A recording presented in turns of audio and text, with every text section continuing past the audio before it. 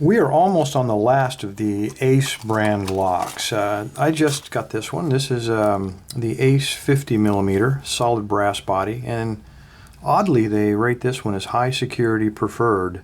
Now if you've looked at the other videos, I found that Ace only has 2 ratings. This is a lock I picked earlier, really tough lock. This is their top of the line, and they called it the maximum security, and they call it the premium. So high security preferred. It's pretty close, so we're going to find out. If you look on the back, it gives you all the details. Kind of nice. Double locking device, so there are no security locking balls.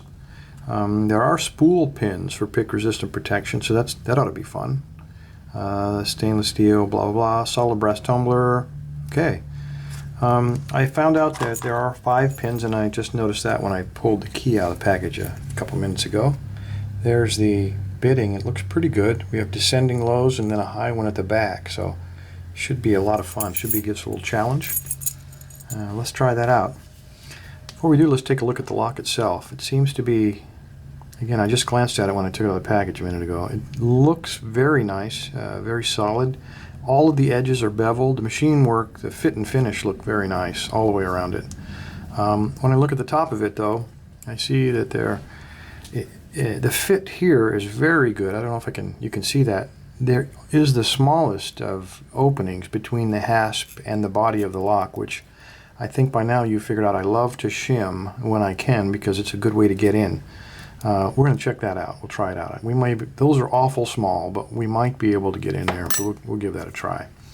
On the bottom, we got a drain hole, we got a standard keyway, and then, unfortunately, well, maybe not unfortunately, we're going to find out. Made in our favorite place. If you can make that out, we're made in China.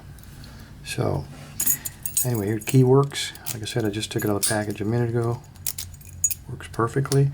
And again, you can see that it's squared off. It would confirm that we've got those locking bar, not the locking balls. So, confirming it is shimmable. Hopefully. All right, let's see if we can open it without the key one time. All right, I put the tension wrench in the bottom, give myself plenty of room to work. Put my pick all the way to the back, applied a little bit of tension, and then what I like to do to get started sometimes, well, there we go. I like to rock it. Sometimes we can get lucky and we'll get a fault set pretty quickly, and maybe not. So, well, maybe because it seems like my pick is pinned in the back, so I'm just going to see where we can go from there. I might have a fault set. It's difficult to say, but I am pinned in the back, so maybe out of luck. Here we go. All right, so pin 5. Nothing. 4. Nothing. 3, 2. Nothing. I'm not getting any feet. Oh, there we go. It's the last kind of stack. Wouldn't you know it?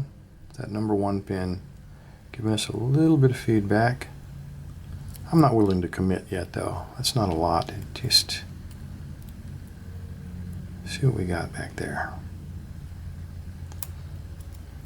That was it. Pin 5 just set when I put my pick under him. He was stuck on the bottom, so he was the binding pin. And now I'm stuck on 4.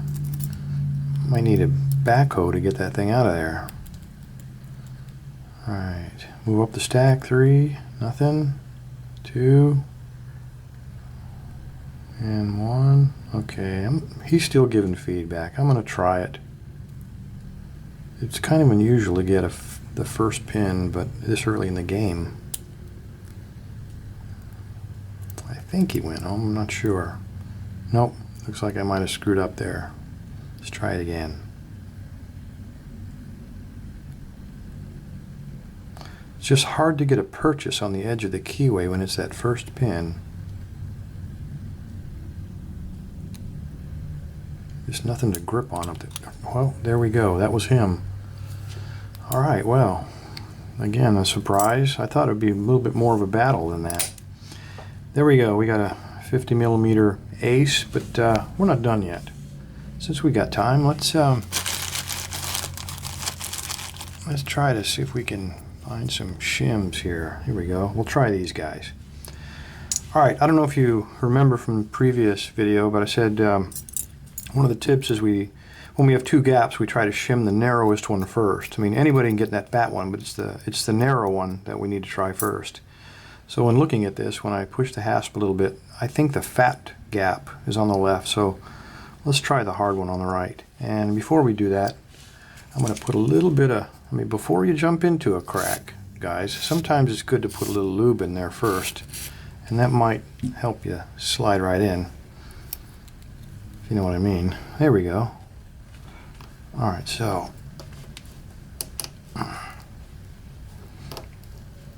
come on, baby, get in there. That is some kind of tight. I don't know if that's going to reach down far enough, but let's try to shim the other one. Well, first of all, let's see if they're lying. All right, so they do have two locking pawls. They're not lying to us. I'm just putting one in. Try to slide this one in the other hasp. Fellas, I don't think this is going to work. These are really tight. No. I just can't. It just will not get in there. There's just not enough room, and I've already...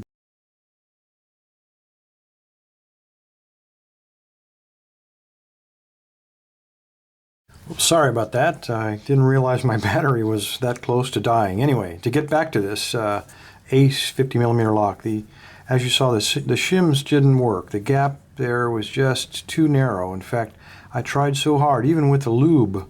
For the first time, I actually bent one of these shims. I just couldn't believe it. So this one at least, of all the Aces, is probably about the only one we couldn't shim of the secondary line, the lower quality ones with the bar locking.